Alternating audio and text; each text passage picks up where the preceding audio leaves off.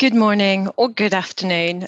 This is a presentation given by Very HR, our outsourcing and project HR company. I'm delighted to be standing here and welcoming you to this presentation around practical tools and tips on protecting your brand. My name is Julie Provino, and I am the Managing Director of Very HR. We are a team of HR professionals with experience in the franchise business, international business. We are also trainers in terms of NLP, leadership skill, coaching, as well as providers of DISC and 5 behaviors. Now, today, really want to have a chat with you around what does it mean to protect your brand. As a franchise, your brand is the most important asset that you have. This is what make franchisees purchase your product, and retaining your brand as intact throughout all of your franchisees is one of the biggest challenges that most of us have in that environment. Not only that, but the world has definitely been changing. A couple of months ago, we were talking about this new normal. Now, is there a new normal, or have we just adapted the way we do things? And here, I'm really looking at giving you a framework for before and after, and how you can really use or extract the best of your employer brand so that it stays as seamless as possible throughout the franchises. Now, before COVID, and here's just some useful information for you to really set the scene. We knew that with the population that we have today, we have about 31% of skill shortage. So we did not know, and we still don't know, what the skills of the futures are and what it will bring. Usually, typically, companies will have 21% attrition. 50% of employees will want recognition. And by employees, I'm using the wider term to include staff, workers, freelancers. So when you really look at your HR practices, think about how you can recognize key staff and encourage positive behavior rather than just focus on lack of performance. But when someone, if you think about it, it's really simple. When someone feels recognized, what are they going to do? They're going to share their stories. They're going to be ambassadors of your brand. So recognition, just by saying thank you or other bits that we'll talk about, recognition really enthuses the brand and gets it nicely spread, so that your employees, your staff, your freelancers, your contractors all talk positively of you. It's not new, but it's something that a lot of us, with everything that has been going on, a lot of us have been forgetting in the last couple of months. Now, did you know pre-COVID, and that is pre-COVID, 34% on average of staff, employees, contractors, and so on are talking to agencies. Now, when you look at your 21% attrition, add the 34%, then that really highlights a problem that we all have in terms of leakage, and leakage in terms of what's between our brain, our how to do the job, how to behave like a model employee, how to serve your customers. Now, these are things that can't be learned by reading a piece of paper. They can't be learned by reading a book. They're learned through experience. So you're going to lose, or you're going to have issues potentially with about 50% of your workforce. And on top of that, we've got all our baby boomers who have very high expectations of what it means to join a brand. Now, to go there, going back to the baby boomers, the millennials and all of that, they're their ethic in terms of work is not to join, obviously, a job for life, but it's to join a brand. People want to work for Apple, people want to work for Amazon, people want to work for the companies that have the closest values to them. And within a business, they can develop and grow. That's what they want to do. They do not see their a job as a long term. In fact, we're looking at 1.8 years tenure in a role, but really enhancing on what does it mean to work where I work will really, really help towards attrition and keeping those key performers. Now, this year, obviously, we've had the massive unknown. We're slightly coming out of it, although it can be discussed. But this year, we've been hit by this COVID, and that has, to me, it has really accelerated the way that we look at managing human resources. Now, back in October of 2019, I wrote an article for HR Zone, I think, or HR Director or CEO Today, I can't remember. But I wrote an article about interviewing of the future, where I was saying that, well, more and more companies will interview using technology such as webcams, such as voice recognition software and AI to eliminate bias and to, streamline on cost and time consumed during interviews. Well, now we're in it. 3 months later, we were in it. Now, many of us are home workers. Many of us have had to adapt to the tools and technology out there to actually continue doing what we do. But a lot of things have changed. Zoom is now very common to a lot of businesses. Doing these sort of conferences online is extremely common. So there's a lot of unknown, and there's a lot of things that have changed. But what I wanted to cover is just give you an idea of what's happened in 2020. Things legally that are important to put in place and remind ourselves, even though the world has changed quite a lot. In the UK, in 2020, we really had to look at employment contracts. In those employment contracts, so it's a good time to take a look at them, we really want to have statements talking of training. What training will be provided to the employee? Typically, I don't like to change employment contracts, but I have been adding appendices to employment contracts to talk about training, expectations, and so on. Leave entitlement, that's usually been there. All benefits, that's usually been there in your employee handbook, and also specify which employees will be working on which days. Also looking at the employment contract, now the law has changed. In the past, we had 8 weeks before providing an employment contract to a new joiner.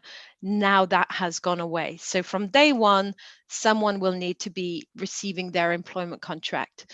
Very important to look at your processes, look at all of the different chain of events that need to happen for you to be compliant with UK legislation.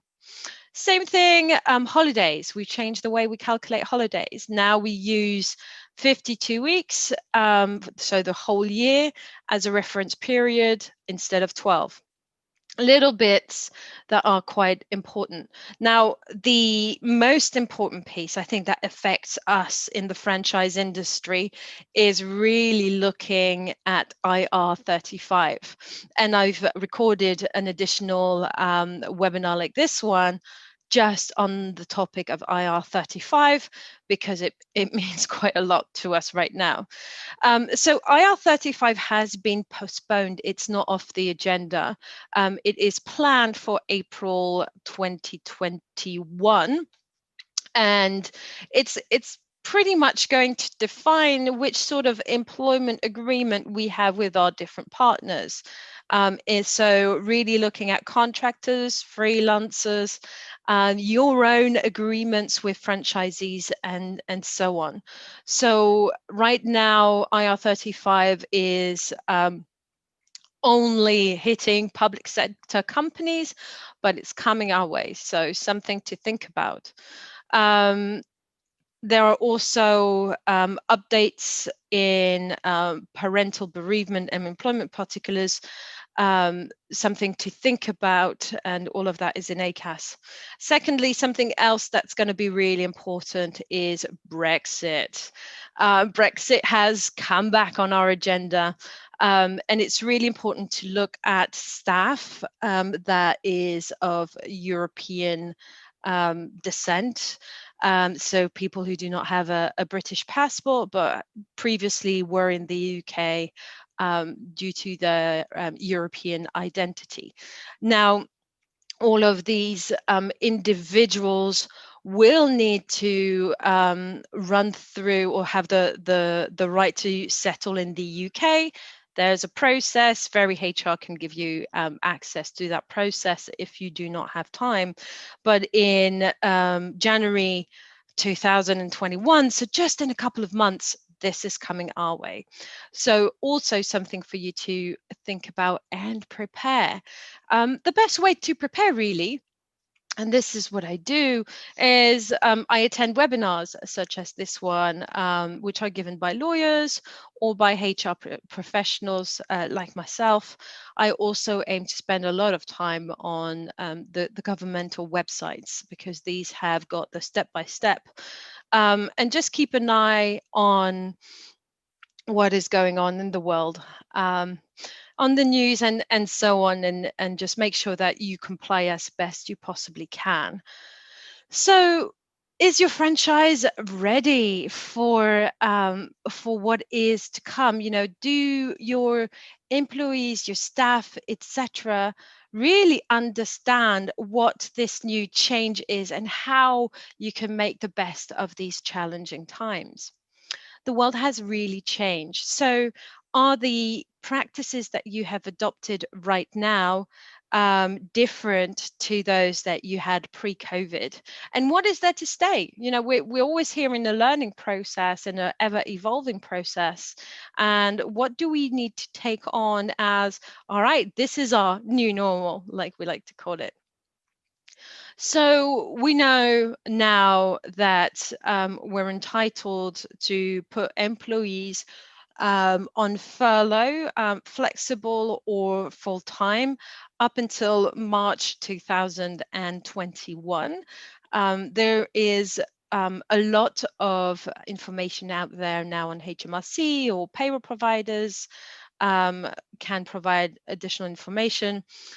Employees are entitled to carry over their leave, and sick pay. No longer, if an employee needs to take time off sick, they will be eligible for sick pay from day one, instead of having to wait the statutory 3 days.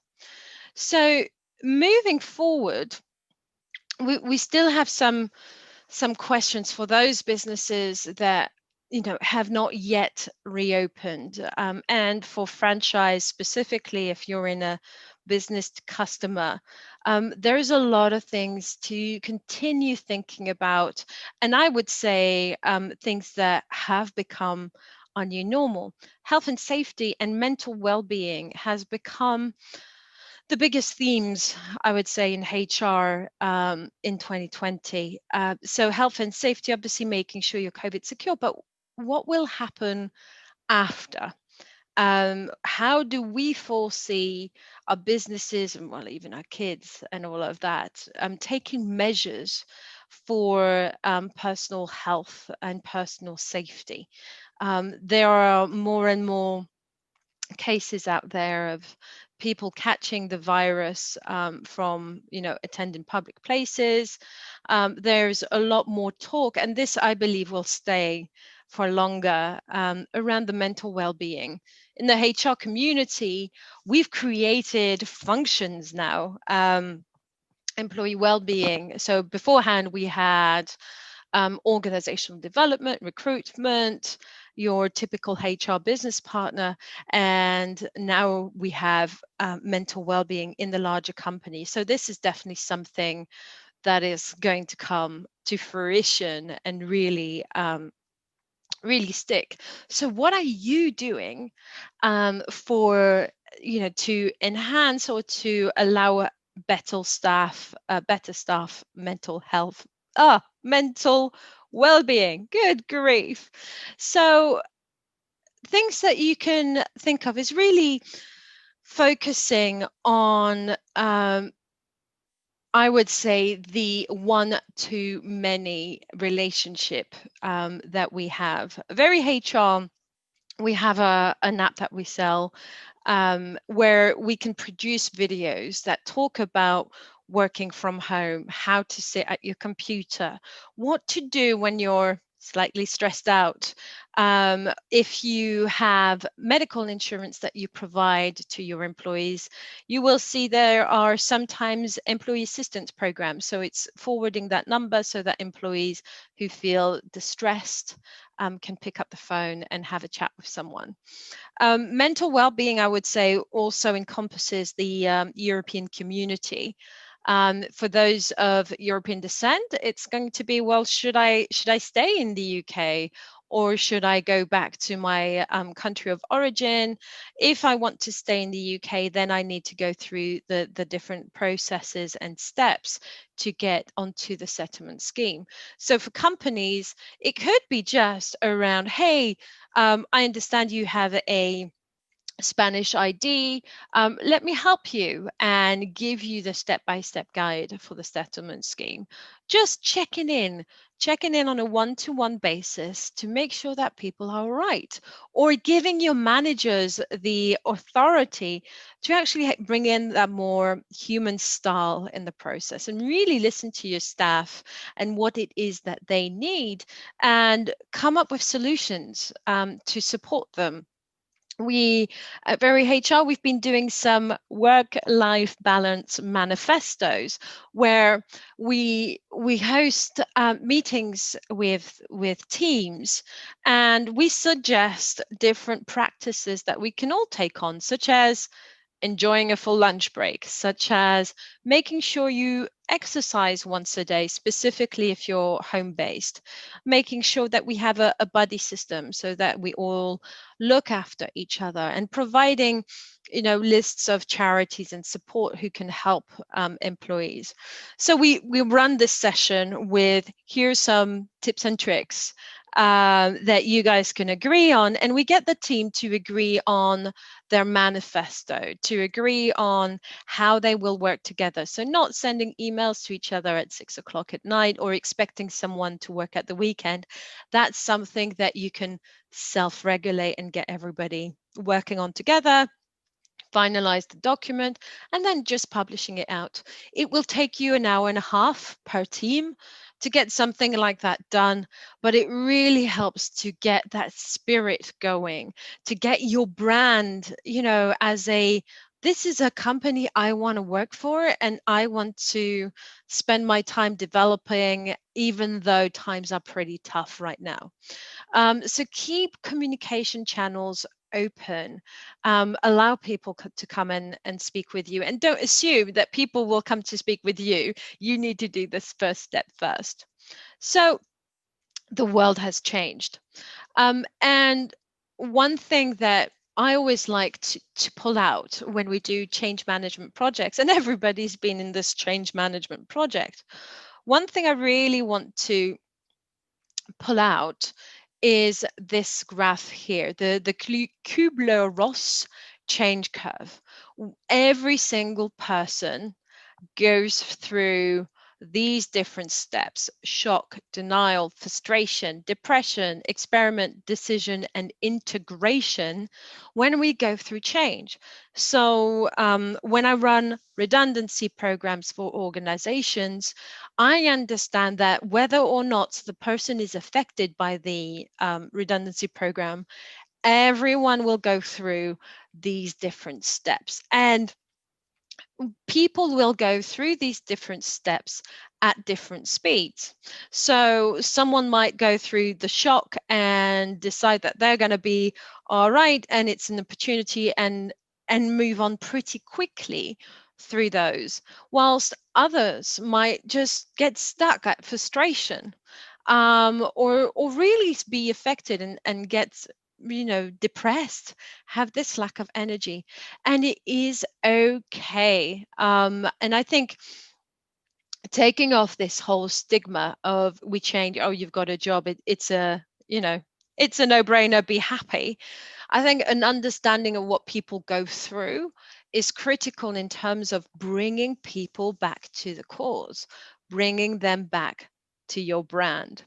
So things that we can do in terms of people management practice in times of change, like right now in the middle of another lockdown, in a couple of months, wherever we might be, this is change. So what we need to do is every time change comes in, there needs to be communication around alignment, around bringing everyone together. Just acknowledge that times are difficult. Acknowledge that we don't have all the answers right now. And I think that brings bravery, courage, and empathy back into the business. This human factor, which everybody needs these days. And then bring everybody back to the cause. Why are we in business? What are we looking to achieve as an overall organization, as a group? Bring everybody back to the roots of why they joined your business. And then from there, bring capability. So help people to experiment different things. Is having 15 minutes team calls every morning useful? Is, on the other hand, would we rather have a 2-hour catch up every week? We don't know, but let the team experiment, give them the space to innovate, to find new ways of working that works for everyone. And when things actually end up working, then share it. It's very important that people feel in it together. In the change process, we can edge each other on and get each other working together towards the same thing. So this, in terms of employment brand, in times of change, this model is the one that I personally would recommend we use to get people on board. Because what happens when people are not on board? Well, it's superbly interesting. You will get employees who will just lose it, and that's, I would say, with this period of change and different working practices, people losing their jobs, there's a lot of angst out there, there's a lot of drama, and I think that's the product of not being listened to, not feeling that we're being recognized in our work or in our situation. It comes down to people's psychology. So you have the really loud drama that takes a lot of attention, but internally you can have also passive aggression, individuals turning quiet, not saying what they think, not reaching out. You can have those that will pick up the phone to an agency and have a conversation with. You will have those that decide to work to rule, or you will have those that just commonly make mistakes or spend a lot of time chatting to somebody else who will listen to them. All of this is completely natural human behavior, and it's not because someone might not be talking or sharing what is going on for them that they are actually on board and not a potential danger in terms of the delivery of what you expect them to do to with clients or other work colleagues. So having a good program that understands, that gently bring people to cause, that create communication, open channels, is really where you are going to get the most leverage from employees through your franchises and get more productivity, get more engagement, and so on. Setting the scene even further than that, there's a lot of things happening. Well, I found this during COVID, but a lot of individuals have turned to their employers or to their brand for support. And I know pre-COVID, there was a big thing about individuals in debt, about families struggling with their pay and so on, and businesses turning around and providing financial advisor support, going, well, if you want information on debt, which is one of the biggest stresses out there, and specifically nowadays, then have a chat with St. James's Palace, for example. Or another business of that sort. So that's an opportunity. Another opportunity with COVID is, I don't know about you, but I've noticed there's a lot of training out there. LinkedIn, for example, offers quite a lot of training on home working. This morning I saw one on listening skills, and a lot of people are taking on more and more of that online training and using the time to actually build something. And there's a lot of free resources out there, which is incredibly helpful. And these days, we are developing all of these skills online. People who weren't used to having these conferences online, or people who were used to sitting in a meeting room had to change all of the skills. So we are learning, we are growing, we are developing. And I think all the technology is there to support new working practices. And what we need to do is to support the human behind it all. So really to hone on how to protect your brand. Your brand, I would say, is these days very focused on who you have in your business. You might have already done furlough, you might be in the process of making redundancies, you might have had an amazing opportunity on your hands, and you're growing your business. Regardless, what you have internally is employees, contractors, freelancers. You have humans. And a preconceived idea of employee, in the general term, well-being, is that it means everybody needs to have a positive attitude, a gym membership, work-life balance, and good benefits. Well, actually, it is not just that. When we talk about employee well-being, we talk about, as I have done earlier, open, transparent communication, having those channels open, being able to have clear communication plans. You want to always bring individuals, community, your franchisees, all of the people under your brand to be crystal clear on what it means to work with you, to work for this great purpose. It's not just about getting a salary, it's about, and insert the blank. It's about bringing in empathy. Now, as I've just mentioned, now that we have all the technology around us, we're obviously lacking this human touch. And I think we can all feel it. And this is why individuals are getting stuck. This is why depression and other, anxiety, generalized anxiety is coming in. There's some forms of PTSD as well coming in.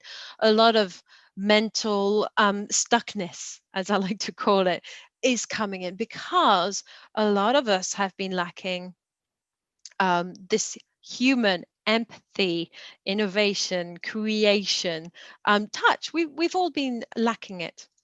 And finally, accountability. So holding individuals accountable for their own work and their own well-being. I spend a lot of time with people just going, I'm really sorry, I'm not a mind reader. So please share with me what it is that I can do to support you. And if the person doesn't know, it's about reaching out to other organizations who can maybe support you in this. So looking at bringing people back to cause, I love this graph because it really explains the role of a franchisor and where the franchisee typically stands. And this is where the Very HR app can become useful. So head office, so this is for franchisors, it's really about being super strong on the brand. And I'm not only talking about the marketing brand, how you bring people to your franchise. It's about internally. How is the structure? Do you have a hierarchical structure or a flat structure? How are errors reported and treated? Come from the font and the style of your employee handbook. Do you want to have more of a legalese talk, or do you want to have more of agile processes and ways of doing things where everyone is responsible and accountable for their work? Or do you want to have people managers who actually make sure that other people deliver the work as told? So the role of the franchisor here is really to provide the vision, the how do we do what we do. And this is the reason we have this app at Very HR. Franchisers agree with us on the look and feel of the organization. And then through the app, we have training materials, we have templated documentation, which managers and employees, if you want to, can access documentation, videos, checklists, etc. online. So it really helps to, spread the information and have a instant button to it, so you can push out videos, communication to all staff from their phone, which is pretty magical because these days staff is pretty much all over the place. The franchisee and the franchisees, their role is really to make sure that they take on the brand and continue the theme, and really drive and monitor what is going on and feedback information. If there are new tools and techniques that really work, then use those, for example, or recognize the work of a franchisee through your own publications, newsletters, and things like that, but really drive the message internally so that there is no doubt in anyone's head as to where you are going, what hurdles we're going through. Recognize that times may be difficult right now, and it's not just about being happy, clappy all the time. Um, Recognize and reward all your employees, your workers, and so on. Reward doesn't always have to be financial. I attended a team meeting recently where we did a quiz specific about this company. And it was very fun. And the prize of the quiz was a day off. And, you know, it didn't cost much, but it really drove a community spirit. It really drove excitement. People were excited to attend that team meeting, not because of the day off, but because of the camaraderie, because they knew that they were coming together to have some light-hearted fun in the middle of tough work. And then really talking about bringing this humanity side to the business. Now, there's a difference between empathy and, I would like to call it, lack of drive. So I don't know why a lot of individuals are scared of the word empathy. Is there something wrong around putting your arm around someone and going, it's all going to be okay? Well, temporarily, I think there's absolutely nothing wrong with that. It's about supporting each other in a human way, or understanding what someone else may go through. Now, there are times where empathy may be abused, and we may think that someone is not returning to work because we're giving them too much, or we don't want to spend our time just running counseling sessions with everybody. But there's a way of recognizing, of just pausing and understanding, and then bringing the person, thanking them for sharing, for being brave, bring that connection alive again, and then supporting each other to accomplish the tasks that we had set. It's a complete different skill. It's not spending time counseling others. We are not counselors, but we have a duty of care towards each other. So at Very HR, we really spend our time not only providing HR resources, helping you through the app or through change management programs. We are also humans. We're trainers, we're coaches, we're HR professionals. And if you'd like to know more, then absolutely reach out to us. The email address is hello@veryhr.co.uk. This was a very brief overview of what is going on and how to protect your brand in 2020. And thank you very much for listening. Looking forward to hearing from you.